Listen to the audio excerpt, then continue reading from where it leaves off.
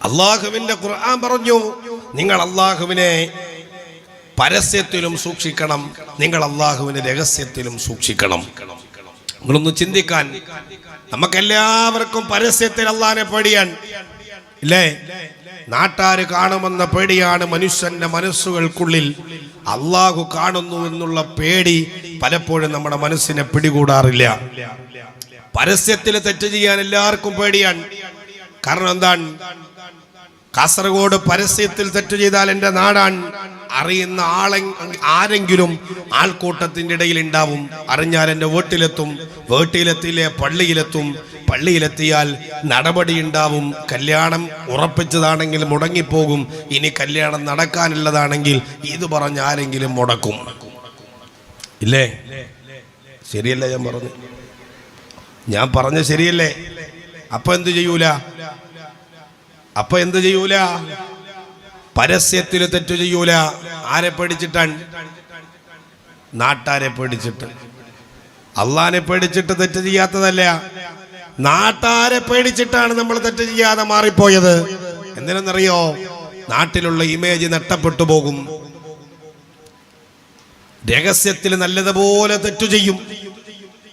രഹസ്യത്തിൽ തനിച്ചിരിക്കുന്ന അവസരത്തിലൊക്കെ തെറ്റിലേർപ്പെടുകയാണ്. പല നാൾ കള്ളൻ ഒരു നാൾ പിടിക്കപ്പെടുമെന്നാണ് പഴമൊഴി, അല്ലേ? പല നാൾ കള്ളൻ ഒരു നാൾ പിടിക്കപ്പെടുമെന്നാണ് പഴമൊഴി. മഹാനായ സയ്യിദുനാ ഉമർ ഇബ്നുൽ ഖത്താബ് റളിയല്ലാഹു തആല അൻഹുവിന്റെ കാലം. രഹസ്യത്തിൽ തെറ്റു ചെയ്യുന്നവരൊന്ന് കേൾക്കാൻ, മോനെ, ഒരിക്കൽ നിന്റെ കപടതയുടെ മുഖം മൂടി ഒരു ദിവസം അഴിഞ്ഞു വീഴും. അന്ന് നിന്റെ വെള്ളവസ്ത്രവും നിന്റെ ദാടിയും ആലങ്കാരികമായി നീ കൊണ്ടു നടന്ന പേരും പവറും ഒക്കെ നഷ്ടപ്പെട്ടു പോകും.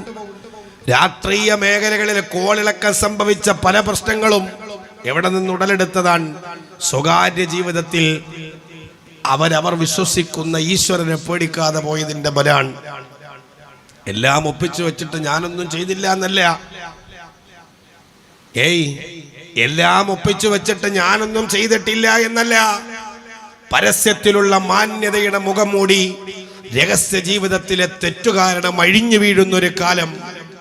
രാഷ്ട്രീയ അരാജകത്വം, രാഷ്ട്രീയ പ്രതിസന്ധിയും കോളിളക്കങ്ങളൊക്കെ ഈ അടുത്തിടയിൽ നടന്നതിൻ്റെ ഒക്കെ പിന്നാലെയുള്ള ഏറ്റവും വലിയ വിഷയം സ്വകാര്യ ജീവിതത്തിൽ മനുഷ്യനെ പേടിക്കുന്നതോടൊപ്പം ദൈവത്തെ പേടിച്ചിട്ടില്ല, അള്ളാഹിനെ പേടിച്ചിട്ടില്ല എന്നുള്ളതാണ്. സ്വകാര്യതയിൽ അള്ളാഹുവിനെ പേടിക്കണം. രഹസ്യത്തിൽ തെറ്റു ചെയ്യുന്നവരോട്, മോനെ, ഒരു ദിവസം നിന്റെ മുഖം മൂടി അള്ളാഹു ജനങ്ങൾക്ക് മുമ്പിൽ വഷളാക്കും. ഒരു പ്രാവശ്യം അള്ളാഹു മനുഷ്യന് മാപ്പ് കൊടുക്കും. ഒരു പ്രാവശ്യം അള്ളാഹു മാപ്പ് കൊടുക്കും, പുറത്തു തരും അള്ളാഹു, മറച്ചു വെക്കും അള്ളാഹ്. നിന്നെ നാട്ടാർക്കിടയിൽ നിന്നെ വഷളാക്കൂല. അതുകൊണ്ടാണല്ലോ രാത്രി ജീവിതത്തിൽ ഒരു പാപം വന്നാൽ പകല് വരെ അള്ളാഹു കാത്തിരിക്കും, നീ തൗബ ചെയ്യുന്നുണ്ടോ എന്ന്. നീ തൗബ ചെയ്താൽ അള്ളാഹു ആ തെറ്റിനെ രേഖപ്പെടുത്തുകയില്ല എന്ന് അഷ്റഫുൽ ഖൽഖ് നബി മുഹമ്മദുർ റസൂലുള്ളാഹ്. എത്ര കരുണയുള്ളവനാണ് നമ്മുടെ അള്ളാഹ്, എത്ര കാരുണ്യവാനാണ് നമ്മുടെ പടച്ച റബ്ബ്. ഇതിനേക്കാൾ കരുണയുള്ളത് ആർക്കാൻ? ഒരു തെറ്റു ചെയ്താൽ ആ സെക്കൻഡ് സമയത്ത് അത് രേഖപ്പെടുത്തൂല. അള്ളാഹുവിന്റെ മലക്കുകളെ കാത്തിരിക്കുകയാണ്. രാത്രിയിലാണ് തെറ്റ് സംഭവിച്ചതെങ്കിൽ രാവിലെ വരെ മലക്കുകളെ കാത്തിരിക്കുകയാണ്. ഈ മനുഷ്യനൊരു അസ്തഗ്ഫിറുല്ലാ പറഞ്ഞാൽ, അള്ളാഹുവേ, അറിയാതെ സംഭവിച്ചു പോയതാണ്, ഇനി ഒരിക്കലും ഞാൻ മടങ്ങില്ല അള്ളാഹുവിനോട് കരഞ്ഞിയ കണ്ണുമായി ഏറ്റുപറഞ്ഞാൽ അള്ളാഹു റബ്ബുൽ ഇസ്സത്ത് അത് രേഖപ്പെടുത്തില്ല. ഇനി നിന്റെ ജീവിതത്തിൽ ഒരു നന്മ ചെയ്താൽ ഒരു സെക്കൻഡ് സമയം പോലും താമസമില്ല. ആ സെക്കൻഡ് സമയം തന്നെ പടച്ച റബ്ബ് അത് രേഖപ്പെടുത്തി വെക്കുമെന്ന് അഷ്റഫുൽ ഖൽഖ് നബി മുഹമ്മദുർ റസൂലുള്ളാഹ്. നമ്മുടെ പടച്ച റബ്ബ് എത്ര കരുണയുള്ളവനാ ചെറുപ്പക്കാരാ. അള്ളാഹുവിനെ അല്ലേ നമ്മൾ കബളിപ്പിക്കാൻ ശ്രമിച്ചത്? സ്വകാര്യതയിലൂടെ കടന്നു പോകുന്ന നമുക്ക് പടച്ച റബ്ബിനെ പേടിയില്ല. നമുക്ക് പരസ്യത്തിൽ മാത്രമാണ് അള്ളയെ പേടിയുള്ളത്. മോനെ, സ്വകാര്യതയിൽ ചെയ്തു പോയ തെറ്റുകുറ്റങ്ങൾ നിന്റെ ജീവിതത്തെ വല്ലാതെ സ്വാധീനിച്ചിട്ടുണ്ട്. നാട്ടുകാരറിഞ്ഞിട്ടില്ല എന്ന് കരുതിയിട്ട് വീണ്ടും തെറ്റു ചെയ്യുന്നുണ്ടെങ്കിൽ ചെറുപ്പക്കാരാ, ഒരിക്കൽ നിന്റെ മുഖം മൂടി അഴിഞ്ഞു വീടും മോനെ. ഒരു പക്ഷേ നിന്റെ മരണത്തോടെ ആയിരിക്കാം നിന്റെ മുഖം മൂടി അഴിഞ്ഞു വീഴുക. നമ്മുടെ നാട്ടിൽ എത്രയെത്ര ചെറുപ്പക്കാരാണ് മരണപ്പെട്ടു പോയത്.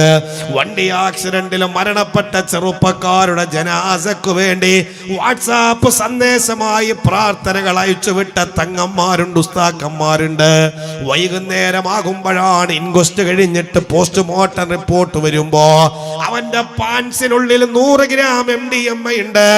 അവന്റെ ഉള്ളില്, അവന്റെ രക്തത്തിൽ ആൽക്കഹോളിന്റെ അംശമുണ്ടെന്നറിയുമ്പോ അതുവരെ നിനക്ക് വേണ്ടി ദുആ ചെയ്തവര്, അതുവരെ നിനക്ക് വേണ്ടി കരഞ്ഞവര്, കണ്ണുനീര് തുടച്ചിട്ട് നിന്നെ ശപിക്കുന്നൊരവസ്ഥ നിന്റെ ജനാസയിലൂടെയെങ്കിലും നിന്നെ മോശമാക്കാതിരിക്കില്ല ചെറുപ്പക്കാരാ.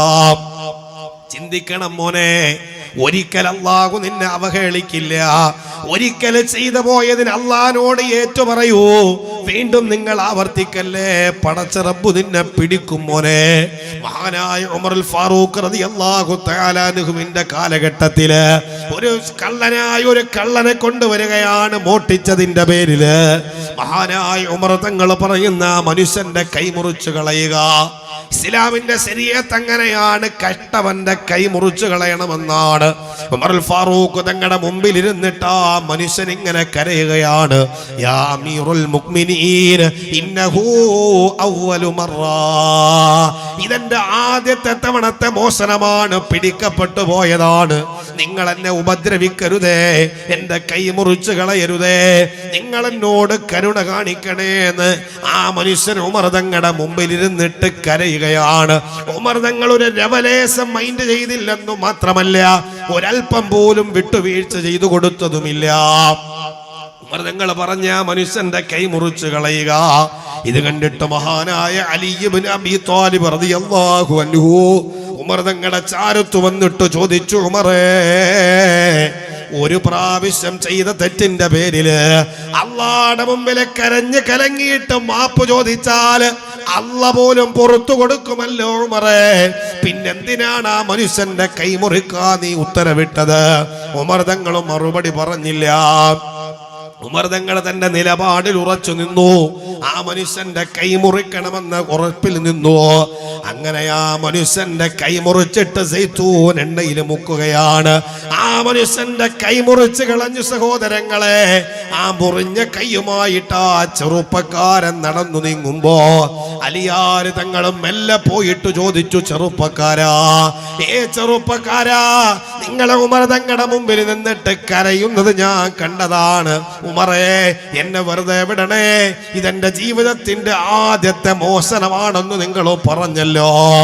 സത്യത്തിൽ ഇത് ആദ്യത്തെ മോശനമാണോ ചെറുപ്പക്കാരാന്ന് അലിയാര് തങ്ങൾ ചോദിക്കുമ്പോ ആ മനുഷ്യൻ പറയുന്നത്, അലിയാര് തങ്ങളെ, ഇതെന്റെ ജീവിതത്തിന്റെ 7ാമത്തെ പ്രാവശ്യം ഞാൻ ചെയ്ത തെറ്റാണ്.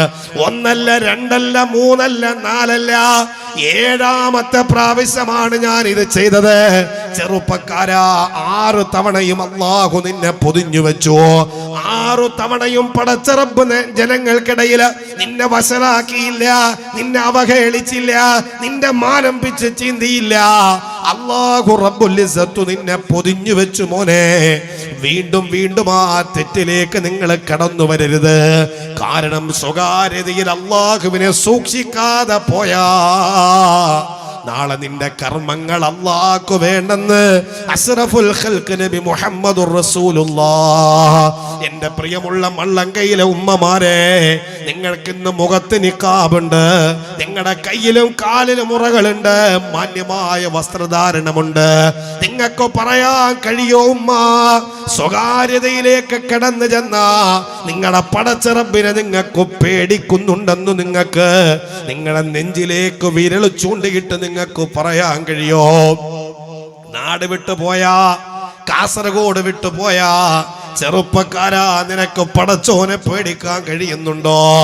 ഈ നാടാണ് നാട്ടുകാര് കണ്ട പ്രശ്നമാണ്. പക്ഷേ ഇന്ന് വെക്കേഷൻ ടൂർ എന്ന് പറഞ്ഞിട്ട് ചെറുപ്പക്കാരികള് ഇന്ന് ടൂർ പോകുന്ന വെക്കേഷൻ ടൂറുകൾ സംഘടിപ്പിക്കുന്ന ഒരു കാലമാണ്.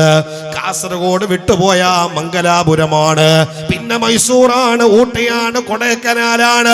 ഇങ്ങോട്ട് തിരിഞ്ഞാൽ ഒരുപാട് കാണാൻ നയനാനന്ദകരമായ കാഴ്ചകൾ ഒരുക്കി വെക്കുന്ന പ്രകൃതി രമണീയമായ കാഴ്ചകളുണ്ട്. അത് കാണാൻ നാട് വിട്ടു പോകുന്ന ചെറുപ്പക്കാരോട്, മോനെ, നാട് വിട്ട് കഴിയുമ്പോ നിന്റെ കൂട്ടുകാര് പറയും നമ്മുടെ നാടല്ലിത്, ഇവിടെ കള്ളു കുടിച്ചാൽ, വ്യഭിചരിച്ചാൽ, ഏത് മോശമായ പ്രവർത്തനം ചെയ്താലും നമ്മളെ കാണാൻ ഒരാളില്ല, നമ്മളെ കേൾക്കാൻ ഒരാളില്ല എന്ന് പറഞ്ഞിട്ട് പാപത്തിലേക്ക് നിന്റെ കൂട്ടുകാരൻ നിന്നെ മാടി വിളിക്കുമ്പോ നിന്റെ മനസ്സിനോട് പറയണം, ഇന്നീ അഖാഫുല്ലാഹ്, എന്നെ ആര് കണ്ടില്ലെങ്കിലും എന്റെ അല്ലാഹു കാണുന്നുണ്ട്. എന്റെ വാപ്പ കണ്ടില്ലെങ്കിലും ഉമ്മ കണ്ടില്ലെങ്കിലും എനിക്ക് കണ്ണു വെട്ടിക്കാൻ കഴിയാത്ത രണ്ട് കണ്ണുകളുണ്ട്. ഇന്നല്ലാഹ കാന അലൈക്കും റഖീബാ, ഞാൻ രണ്ട് നിരീക്ഷണ ക്യാമറക്കുള്ളിലാണ്. കാസർഗോഡ് ജില്ലയിലെ ക്യാമറകളെ നിങ്ങൾക്ക് വെട്ടിക്കാൻ ചെറുപ്പക്കാരാ. തലശ്ശേരി ബൈപ്പാസിലൂടെ കടന്നു പോകുമ്പോൾ ടോള് കൊടുക്കാതെ പോകാനുള്ള വഴി നിങ്ങൾക്കറിയാം.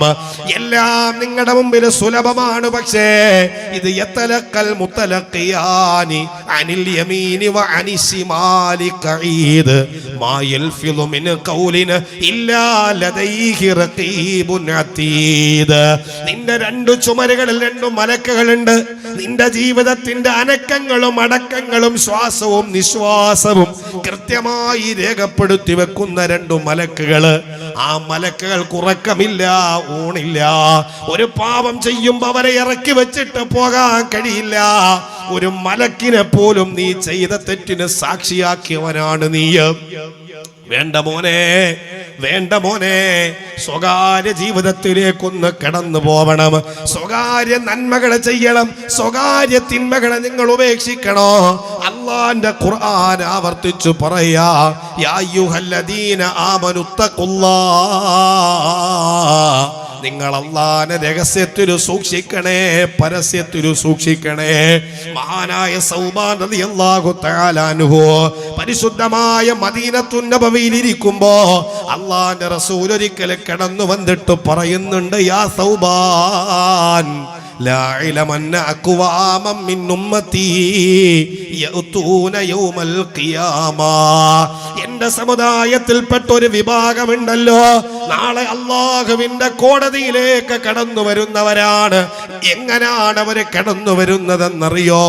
ബിഹസനാത്തിൻ അംസാലി ജിബാലി തിഹാമ തബീളാ, മക്കയുടെ ഭ്രാന്ത പ്രദേശങ്ങളിൽ തല ഉയർത്തി നിൽക്കുന്ന വെളുവെളുത്ത തിഹാമ പർവ്വതത്തിന് സമാനമായ സൽക്രമങ്ങളുമായിട്ട് എന്റെ സമൂഹത്തിൽ ഒരു വിഭാഗം കടന്നു വരികയാണ്. കൊട്ടയിൽ കൊണ്ടുവരുന്ന കണക്കല്ല പറഞ്ഞത്, ഒരു ചാക്കിൽ കൊള്ളുന്ന അമലല്ല പറഞ്ഞത്. വലിയ വലിയ തിഹാമ പർവ്വതത്തിന്റെ സമാനമായ സൽക്രമങ്ങളുമായിട്ട് നാളെ പടച്ചോന്റെ കോടതിയിലേക്ക് കടന്നു വരികയാണ് ഒരു വിഭാഗം. ഫയജ്അലുഹല്ലാഹു അസ്സ വജല്ല ഹബാഅൻ മൻസൂറാ, അവരുടെ സൽക്രമങ്ങളെ അല്ലാഹു പൊടിപടലങ്ങളാക്കി ആകാശത്തുകൂടി പറത്തി വിടുകയാ. സൗബാദങ്ങൾ ഇത് പറയുമ്പോ, അല്ലാഹുവിന്റെ റസൂൽ ഇത് പറയുമ്പോ സൗബാദങ്ങളുടെ കണ്ണ് നിറയുകയാണ്.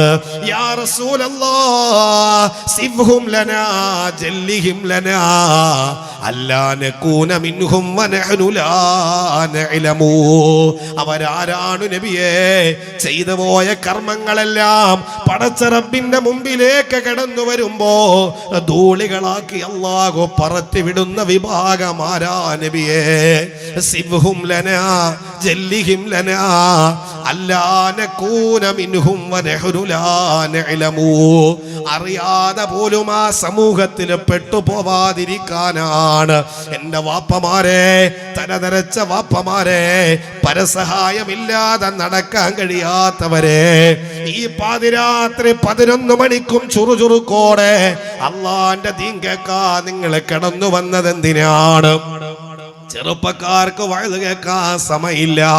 പാതിരാത്രി സമയങ്ങളെ ഫുട്ബോളിന്റെ ടർഫുകളില് ഹോമിക്കപ്പെടുന്ന യുവത്വങ്ങളായി മാറുന്നൊരു കാലഘട്ടമാണ്.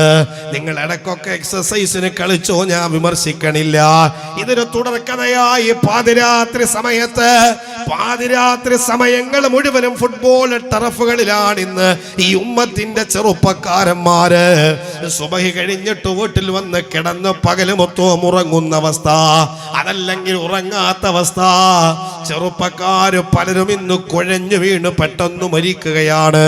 എക്സസൈസ് കൊടുക്കേണ്ട ശരീരത്തിന്, കണ്ണിനും കാലിനും കാതിനും നിന്റെ ഹൃദയത്തിനും നിന്റെ ശരീരത്തിന് എക്സസൈസ് മാത്രമല്ല, അത് സമാധാനത്തോടുകൂടി റെസ്റ്റ് എടുക്കേണ്ട സമയങ്ങളുണ്ട്. ആ സമയത്ത് മുഴുവനും ശരീരത്തെ ഇങ്ങനെ പാടുപെടുത്തി രാത്രി ഉറങ്ങാതെ പകലുറങ്ങാതെ കുറച്ച് സമയം മാത്രം ഉറങ്ങിയിട്ട് ഹോട്ടലുകളില് ഒരുക്കി വെച്ചിരിക്കുന്ന ഇഷ്ടവിഭവങ്ങൾ തേടിയിട്ട് മംഗലാപുരത്തും കാസർഗോഡും കണ്ണൂരുമൊക്കെ രാത്രി നൈറ്റ് ഡ്രൈവ് നടത്തുന്ന ചെറുപ്പക്കാരോട്, മോനെ, ചെറുപ്പക്കാര് പലരും ഇന്ന് കുഴഞ്ഞു വീണു മരിക്കുകയാണ്. അള്ളാഹുവിന്റെ കളയാണ്. പക്ഷേ ശരീരത്തെ നിങ്ങൾ നല്ലതുപോലെ സൂക്ഷിക്കണേ. അമിതമായ എക്സസൈസുകൾ, അമിതമായി നിങ്ങളുടെ ശരീരത്തെ ജോലിയെടുപ്പിക്കല്, അത് ശരീരത്തോട് കാണിക്കുന്ന അതബു കേടാണ്, മര്യാദ കേടാണെന്ന് സാന്ദർഭികമായിട്ട് ഓർമ്മപ്പെടുത്തുകയാണ്. ചെറുപ്പക്കാര് പലരും അങ്ങനെ രാത്രി സമയങ്ങളെ ഹോമിക്കുമ്പോ, എന്തിനാണ് വാപ്പാ ഈ രാത്രി സമയത്ത് ഈ സദസ്സിലേക്ക് കടന്നു വന്നത് എന്തിനെന്നു ചോദിച്ചാ, നാളെ അള്ളാന്റെ മുമ്പില് ഈ സദസ് നാളെ സാക്ഷിയായ ഇതിനേക്കാൾ വലിയ ഖൈറ് വേറെ ഏതാ ഉസ്താദേ? അല്ലാഹുവേ, മള്ളങ്കൈ ജുമാ മസ്ജിദിന്റെ മിനാരത്തെ തഴുകി തലോടിയിട്ട് വെളിയിലേക്ക് നിറകളിക്കുന്ന ഹയ്യ അലസ്വലാ, വിജയത്തിലേക്ക് കടന്നു വരാൻ വിളിച്ചു പറയുമ്പോ, എന്റെ വാപ്പമാര് സ്വന്തമായി നടക്കാൻ കഴിയാത്തവർ ഊന്നുവടിയിൽ കുത്തി നടന്നിട്ട് പള്ളിയിലേക്ക് എത്തുന്നവരല്ലേ? എന്റെ ഉമ്മ, എന്തിനാണ് ഇങ്ങനെ നിങ്ങൾ സൽക്കരമങ്ങൾ ചെയ്യുന്നത്? എല്ലാവരും ഉറങ്ങിക്കിടക്കുമ്പോ പാതിരാത്രി സമയത്ത് എഴുന്നേറ്റിരുന്നിട്ട് മുസല്ലയിലിരുന്നിട്ട് കരഞ്ഞതെന്തിനാണ് ഉമ്മ? ഒരു പാവപ്പെട്ടവൻ വീട്ടിന്റെ മുമ്പിൽ വന്ന് കൈ നീട്ടിയപ്പോ പ്രവാസ ജീവിതത്തിന്റെ പ്രയാസങ്ങളോട് മല്ലടിക്കുകയാണ് ഭർത്താവ്.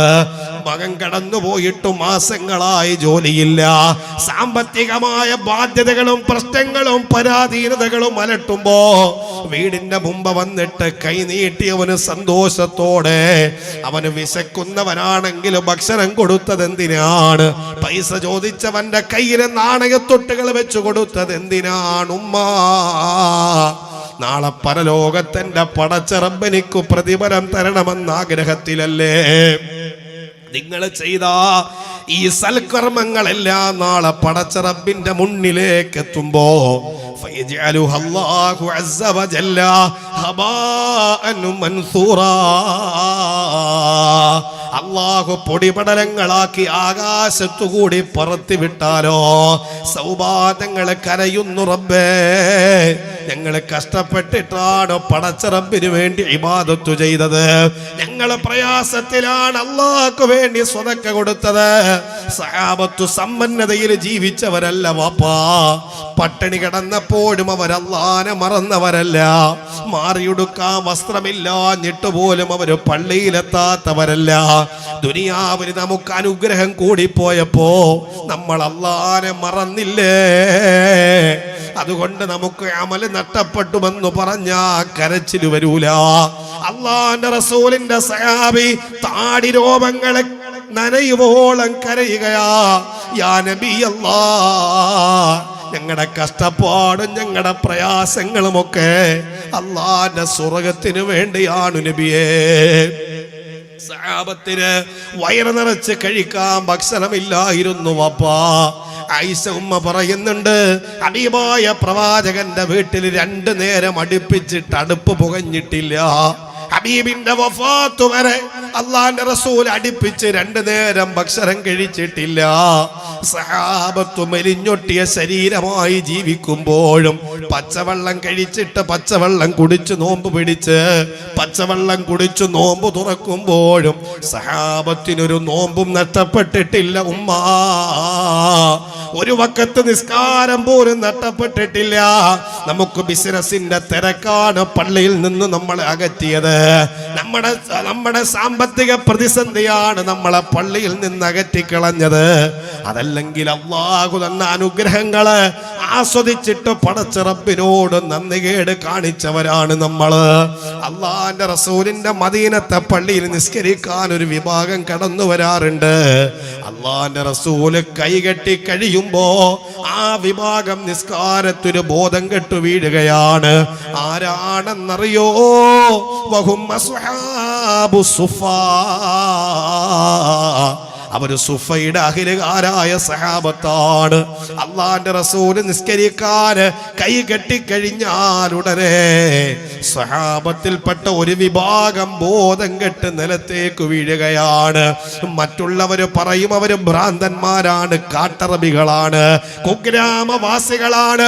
ഭ്രാന്ത് കൂടുന്ന സമയത്താണ് നിസ്കാരത്തിൽ അവര് ബോധം കെട്ടു വീഴുന്നതെന്ന് പറയുമ്പോ സലാം വീട്ടിയാൽ ഉടനെ അള്ളാന്റെ റസൂൽ അവരിലേക്ക് തിരിഞ്ഞിരുന്നിട്ട് പറയുമത്രേ, സഹാബത്തെ, നിങ്ങൾ ഭ്രാന്ത് കാരണമാണ് നിസ്കാരത്തിലെ ബോധം കെട്ട് വീണതെന്ന് നിങ്ങളുടെ കൂട്ടുകാര് പറയും. പക്ഷേ കഴിക്കാൻ ഭക്ഷണമില്ലാതെ വയറൊട്ടിയിട്ടാണ് നിസ്കാരത്തിന് നിങ്ങളെ ബോധം കെട്ടു വീണതെന്ന് എനിക്കറിയാം സഹാബാ.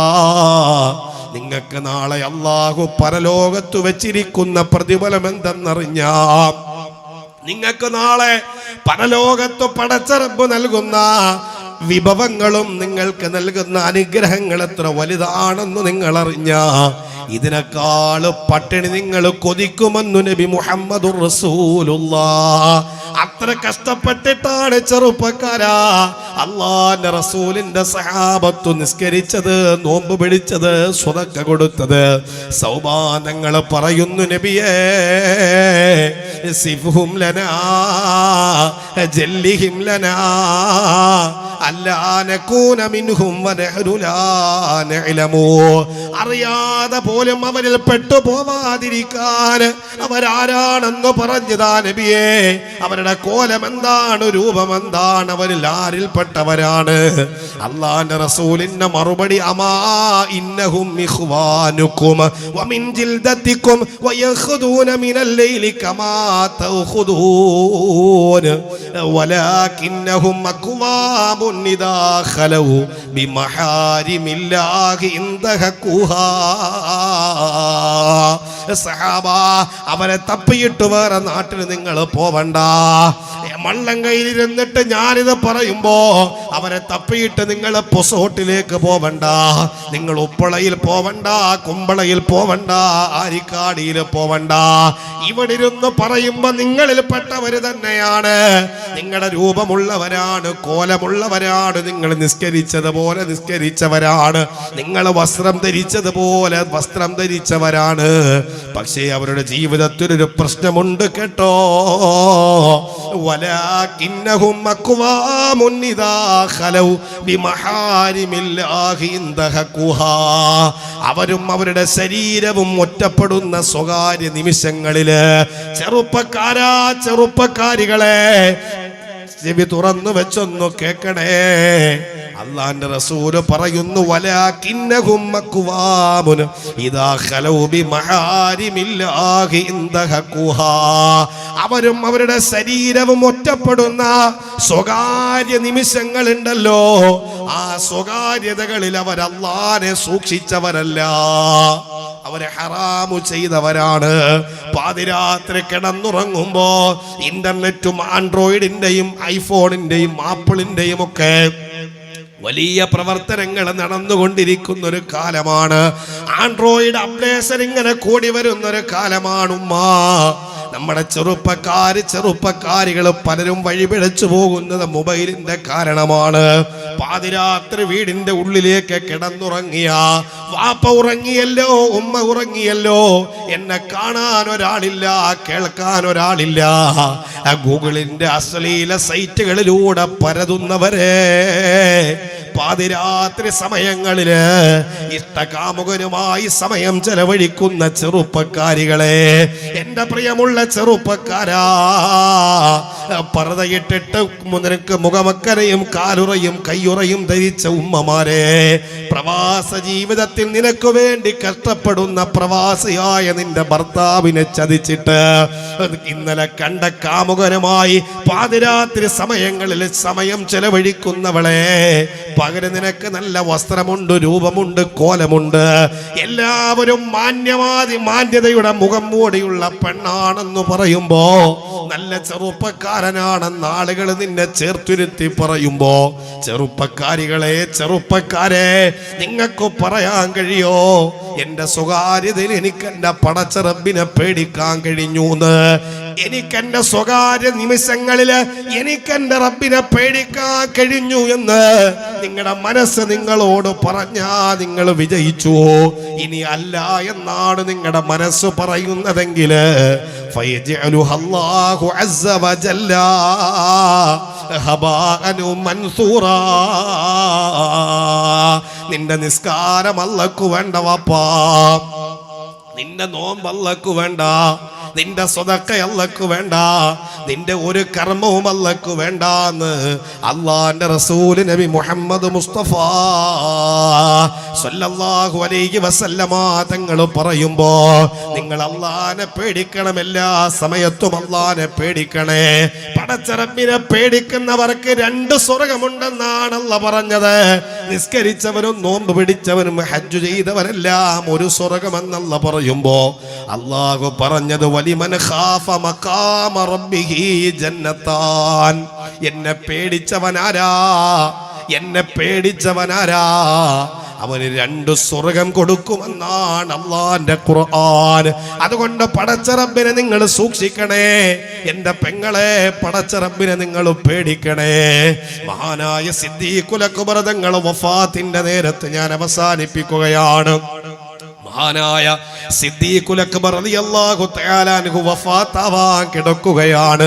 63 വയസ്സാണ് പ്രായമുള്ളത്. 7 ദിവസത്തോളമായി ശരീരത്തിൽ കലശലായ പനിയാണ്.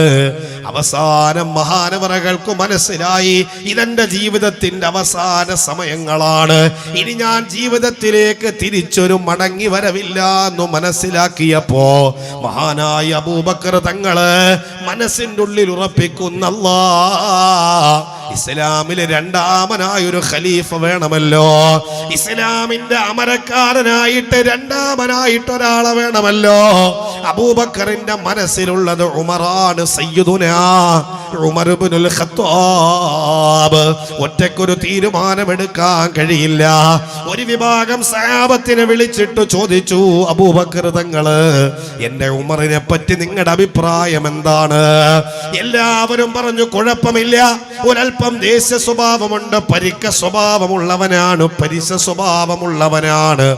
എന്തിനാണ് അബൂബക്കറെ എന്ന് ചോദിക്കുമ്പോ സിദ്ദീഖുൽ അക്ബർ തങ്ങൾ പറഞ്ഞ മറുപടി, എന്റെ 2ാമത്തെ ഖലീഫയായിട്ട് ഉമറുൽ ഫാറൂഖിനെ ഞാൻ ആഗ്രഹിക്കുകയാണ്. സഹാബത്ത് പറഞ്ഞു, വേണ്ട അബൂബക്കറെ വേണ്ട, ഉമർ തങ്ങൾ കോപിട്ടനാണ്, ദേഷ്യമുള്ളവനാണ്. ഇസ്ലാമിന്റെ ഖിലാഫത്ത് കയ്യിൽ കൊടുത്ത ഒരുപക്ഷേ ആ ദേശത്തിന്റെ മുമ്പിൽ നീതിയുക്തമായൊരു ഭരണം നടത്താൻ കഴിയില്ല. അല്ലാഹുവേ, അബൂബക്കറിന്റെ മനസ്സിങ്ങനെ പിടക്കുകയാണ്. അല്ലാ, ഇസ്ലാമിന്റെ 2ാമത്തെ ഖലീഫയായി ഉമറിനെ ഞങ്ങൾക്ക് തരണേ എന്ന് പടച്ച റബ്ബിനോട് ദുആ ചെയ്തു. ആ സമയത്താണ് അബ്ദുറഹ്മാൻ തങ്ങളെ കടന്നു വരുന്നത്. അബൂബക്കർ തങ്ങൾ അടുക്കലേക്ക് ചോദിച്ചു, അല്ലയോ അബ്ദുറഹ്മാനെ, എന്റെ ഉമറിനെ കുറിച്ചുള്ള നിന്റെ അഭിപ്രായം എന്താണ്? എന്റെ ഉമറിനെ പറ്റിയുള്ള അഭിപ്രായം എന്താണെന്ന് അബ്ദുറഹ്മാൻ തങ്ങളോട് ചോദിക്കുമ്പോ അബ്ദുറഹ്മാൻ തങ്ങൾ പറഞ്ഞ മറുപടി എന്തെന്നറിയോ? വല്ലാഹി അബൂബക്കറേ, വല്ലാഹി അബൂബക്കറേ, ഉമറിന്റെ പരസ്യ ജീവിതത്തെക്കാളേറെ ഉമറിന്റെ രഹസ്യ ജീവിതത്തിൽ ഉമർ അല്ലാഹുവിനെ പേടിക്കുന്നവനാണ്. ഉമറിന്റെ പരസ്യ ജീവിതത്തെക്കാളേറെ ഉമർ അല്ലാഹുവിനെ സൂക്ഷിച്ചു ജീവിച്ചവനാണ്. പിൽക്കാലത്ത് പടച്ച റബ്ബിനെ ഉമർ സൂക്ഷിച്ചത് എങ്ങനെന്നറിയോ?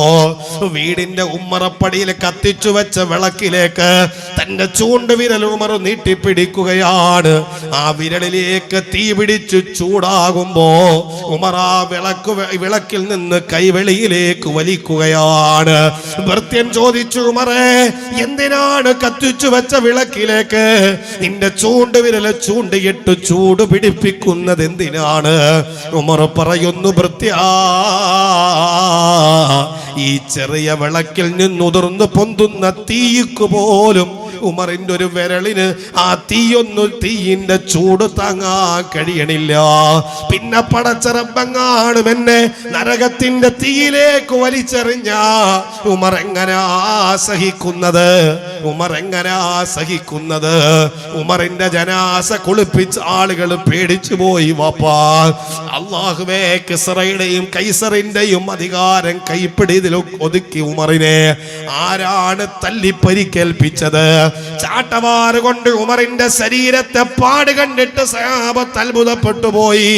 അല്ലാഹുവേ, ഭൃത്യം പറഞ്ഞത് സഹാബത്തെ ജാഹിലിയ്യത്തിൽ സംഭവിച്ചു പോയ തെറ്റുകളെ ഓർത്തിട്ട് ഉമർ തന്റെ ശരീരത്തെ രാത്രി സമയങ്ങളില് തന്റെ ചാട്ടവാറ് കൊണ്ട് സ്വന്തം ശരീരത്തെ വിചാരണയ്ക്ക് ഉമർ വിധേയമാക്കുമായിരുന്നു എന്ന് പറയുമ്പോ സഹാബത്തിന്റെ കണ്ണ് നിറഞ്ഞുപോയത്രേ. യൂഫ്രട്ടീസ് നദിയുടെ തീരത്ത് ഒരു നായ വിശന്നു വലഞ്ഞു മരിച്ച ഞാൻ എൻ്റെ റബ്ബിനോട് ഞാൻ എൻ്റെ റബ്ബിന്റെ മുമ്പിൽ അതിന്റെ കാരണം ബോധിപ്പിക്കണമെന്ന് പേടിച്ച രണ്ട് ഉമർ. എവിടെയാ വാപ്പാ പടച്ചോനെ നമ്മൾ പേടിച്ചത്? അധികാരം കൈ കിട്ടിയപ്പോ ആഡംബരത്തിന്റെ വാഹനവും സൗകര്യങ്ങളും എല്ലാം സ്വന്തത്തിലേക്ക് ചേർത്ത രാഷ്ട്രീയ മേളാളന്മാരുടെ മുമ്പില് ഉമറിനെ ചർച്ച ചെയ്യാതെ നമുക്ക് കഴിയില്ല. ഊരിപ്പിടിച്ച വാളുമായി പ്രവാചകന്റെ തല കൊയ്യാൻ കടന്നു വന്ന ഉമറാണ് പിൽക്കാലത്ത് പ്രവാചകന്റെ നാവിലൂടെ കടന്നു വന്നത്. പിൽക്കാലത്ത് പ്രവാചകന്റെ നാവിലൂടെ കടന്നു വന്നത് ലൗകാന ബഅദീ നബിയൻ ലകാന ഉമർ ഇബ്നുൽ ഖത്താബ്. എനിക്ക് ശേഷം ഒരു നബി വരുമായിരുന്നെങ്കിൽ, എനിക്കു ശേഷം ഒരു നബി വരുമായിരുന്നുവെങ്കിൽ അതെന്റെ ഉമറാണെന്ന് സയ്യിദുനാ മുഹമ്മദ് മുസ്തഫ സ്വല്ലല്ലാഹു അലൈഹി വസല്ലം ഈ ഉമറിനെയാണ് ഒരു രാത്രി സമയത്ത് അബൂ ത്വൽഹ കണ്ടത്. വാപ്പാ, ഞാൻ അവസാനിപ്പിക്കുകയാണ്. ഈ അബൂ ത്വൽഹ ഉമറിനെ പാതിരാത്രി ഒരു പ്രകാശരശ്മി പോലും കടന്നു വരാത്ത ഇരുട്ടുള്ളൊരു വീട്ടിൽ നിന്ന് ഉമർ തങ്ങൾ പാതിരാത്രി ഇറങ്ങി വരുന്നത് കാണുകയാണ്. അബൂ ത്വൽഹ റളിയല്ലാഹു അൻഹു ചിന്തിച്ചു പോയി, ആരുമില്ലാതെ തനിച്ച് ആരോ താമസിക്കുന്ന വീട്ടില് എന്തിനാണ് അമീറുൽ മുഅ്മിനീനെ കടന്നു പോയത്? 100,000 സംശയങ്ങൾ ഇങ്ങനെ മനസ്സിലൂടെ തെന്നി മാറുകയാണ്. വിധിച്ചില്ല അബൂ ത്വൽഹ, രാവിലെ നേരം വെളുക്കട്ടെ, തീരുമാനിക്കാം. അബൂ ത്വൽഹ റളിയല്ലാഹു തആല അൻഹു പ്രഭാത നിസ്കാരം കഴിഞ്ഞിട്ട് ആ ചെറ്റക്കുടിലേക്ക് കടന്നു ചെല്ലുകയാണ്. എന്തിനാണ് അമീറുൽ മുഅ്മിനീൻ രാത്രി ഇവിടെ കടന്നു വന്നതെന്നറിയാൻ? എന്തിനാണ് അമീറുൽ മുഅ്മിനീൻ ഇവിടെ കടന്നു വന്നതെന്നറിയാൻ വേണ്ടിയാണ് അബൂ ത്വൽഹ ഈത്തപ്പന ഓല കൊണ്ടുണ്ടാക്കിയ വീട്ടില്, ഈത്തപ്പന നാരിനാൽ ഉണ്ടാക്കിയ കട്ടിലില് ഒരു ഉമ്മ വാർദ്ധക്യ സഹജത്തില് പ്രയാസം അനുഭവിക്കുന്ന ഒരു ഉമ്മയാണ് കാണുന്നത്. സുബ്ഹാന റബ്ബി. അബൂ ത്വൽഹ ചോദിച്ചു, ഉമ്മ, പടുവൃദ്ധയായ നിങ്ങളെ പരിചരിക്കാൻ ആരാണ് ഉമ്മയുള്ളത്? ഉമ്മ പറഞ്ഞത്, മോനെ, എനിക്ക് അല്ലാഹ് മാത്രമല്ലേ ഉള്ളൂ, മറ്റാരാണ് എനിക്കുള്ളത്? എന്നാലും ഒരാള് രാത്രി എൻ്റെ വീട്ടിലേക്ക് വരാറുണ്ട്. ഞാൻ കാഷ്ടിച്ചു വെച്ചിരിക്കുന്ന ചട്ടിയെടുത്തിട്ട് വൃത്തിയാക്കാറുണ്ട്. എനിക്ക് നല്ല ഭക്ഷണം ഉണ്ടാക്കി തരാറുണ്ട്. എനിക്ക് നല്ല വസ്ത്രം ധരിപ്പിക്കാറുണ്ട്. തമാശകൾ പറഞ്ഞിട്ടാ മനുഷ്യൻ പോവുമല്ലോ. അബൂ ത്വൽഹ ചോദിച്ചു, ഉമ്മാ അതാരാണെന്നറിയോ ഉമ്മ? ഉമ്മ പറഞ്ഞു, ഞാൻ പല പ്രാവശ്യം ചോദിച്ചതാണ് മോനെ, ഒരു പുഞ്ചിരി മാത്രമാണ് സമ്മാനിച്ചത്. അബൂ ത്വൽഹ കരയുകയാണല്ലോ. ഇസ്ലാമിന്റെ റിപ്പബ്ലിക്കിന്റെ രണ്ടാമത്തെ ഖലീഫ സയ്യിദുനാ ഉമർ ഇബ്നുൽ ഖത്താബ് ആരാണെന്ന് ചോദിച്ചിട്ട് പറഞ്ഞിട്ടില്ല. ഒരു ചെറിയ റോഡ് ഒരു 10, 15, 5, 2, 3 ലക്ഷം കൊടുത്തിട്ട് കോൺക്രീറ്റ് ചെയ്താൽ 10,000 രൂപ മുടക്കിയിട്ട് ഫ്ലെക്സ് വെച്ചിട്ട് പരസ്യം ചെയ്യുന്നൊരു കാലഘട്ടത്തില് കിസ്റയുടെയും കൈസറിന്റെയും കോട്ടകൊത്തളങ്ങൾ പേര് കേട്ടാ വിറച്ച ഉമറാണ് പാതിരാത്രി ആരുമില്ലാത്തൊരു വീട്ടിൽ ചെന്നിട്ട് ഉമ്മയുടെ മലമൂത്രം കോരി ശുദ്ധിയാക്കിയത്. വിശ്വസിക്കാൻ കഴിയോ ചെറുപ്പക്കാരാ? വിശ്വസിക്കാൻ കഴിയോ ചെറുപ്പക്കാരെ? ഇത്തിരി കൂടി വിശാലമായി ഞാൻ പറഞ്ഞാല്, തലപ്പാടി കാസർഗോഡ് തലപ്പാടിയുടെ അതിർത്തിയില് ഒരു നായ വിശന്നൊട്ടിയിട്ട്, അതല്ലെങ്കിൽ ഒരു വാഹനം കയറിയിട്ട് ചതഞ്ഞരഞ്ഞു മരിച്ചു ചത്തൂന്ന് നിങ്ങൾ കരുതുക. തലപ്പാടിയിൽ ആരുടെയും ഉടമസ്ഥതയില്ലാത്തൊരു തെരുവ് നായ ചത്ത് കിടപ്പുണ്ട് റോഡ് സൈഡില്. തിരുവനന്തപുരം നിയമസഭയിലിരുന്നിട്ട് ഈ കേരളത്തിന്റെ മുഖ്യമന്ത്രി പിണറായി വിജയൻ കരയുന്നു എന്ന് ഞാൻ പറഞ്ഞാൽ നിങ്ങൾക്ക് വിശ്വസിക്കാൻ കഴിയോ? നിങ്ങൾക്ക് കഴിയോ അങ്ങനെ ഒന്ന് വിശ്വസിക്കാൻ? തലപ്പാടിയില് ഭക്ഷണം കിട്ടാതൊരു നായ വിശന്നു മരിച്ചു എന്ന് കേട്ടിട്ട് കേരളത്തിന്റെ മുഖ്യമന്ത്രി നിയമസഭയിൽ ഇരുന്നിട്ട് കരയുന്നു എന്ന് പറഞ്ഞാൽ നിങ്ങൾക്ക് വിശ്വസിക്കാൻ കഴിയോ? ആ ഉമറാണ് പറഞ്ഞത്, യൂഫ്രട്ടീസിന്റെ നദീതടത്തൊരു നായ വിശന്നു മരിച്ചാല് എന്റെ റബ്ബിനോട് ഞാൻ അതിന്റെ കണക്ക് പറയണമെന്ന് പറഞ്ഞ ഉമർ. നിങ്ങളുടെ ഭാവന കൊണ്ട് ചിന്തിക്കാൻ ഒരു പക്ഷെ നിങ്ങൾക്ക് കഴിഞ്ഞേക്കില്ല. ചിന്തിക്കണം ചെറുപ്പക്കാരാ. അതായിരുന്നു ഉമർ. ഉമ്മയോട് ചോദിക്കുന്നു, ഉമ്മ ആ ചെറുപ്പക്കാരൻ ആരാണെന്നു നിങ്ങൾക്കറിയോ? കിസറാ പനിക്കും കൈസറും വിറയ്ക്കുന്നതാ, മിസറിൽ മുഖൗഖിസു കേട്ടുടൻ ഞെട്ടുന്നതാ. ആരാണ് അമീറുൽ മുഅ്മിനീൻ? ഉമറല്ലോ. ജനസേവകന്മാർ കൊള്ളിമാമാണല്ലോ. ഇത് കിസ്റയുടെയും കൈസറിന്റെയും കോട്ടകൊത്തളങ്ങള്. പേര് കേട്ടാൽ വിറയ്ക്കുന്ന വില്ലാളി വീരനെ, വീരശൂര പരാക്രമിയെ സയ്യിദുനാ ഉമർ ഇബ്നുൽ ഖത്താബ് റളിയല്ലാഹു തആല അൻഹു. അങ്ങനെയായിരുന്നു മഹാരഥന്മാര് അവരുടെ ജീവിതത്തിൽ പടച്ച റബ്ബിനെ സൂക്ഷിച്ചത്. അതുകൊണ്ട് പരസ്യത്തിൽ അല്ലാഹുവിനെ പേടിക്കുന്നത് പോലെ നിങ്ങളുടെ സ്വകാര്യതയിലും അള്ളാഹുവിനെ പേടിക്കണം. സ്വർഗം തുറക്കുന്ന രണ്ടാമത്തെ വിഭാഗം രഹസ്യത്തിലും പരസ്യത്തിലും അള്ളാഹിനെ സൂക്ഷിക്കുന്നവരാണെന്ന് അള്ളാഹുവിന്റെ ഖുർആൻ നമ്മളോട് പറഞ്ഞു മനസ്സിലാക്കി തരികയാണ്. ഇൻഷാ അല്ലാഹ്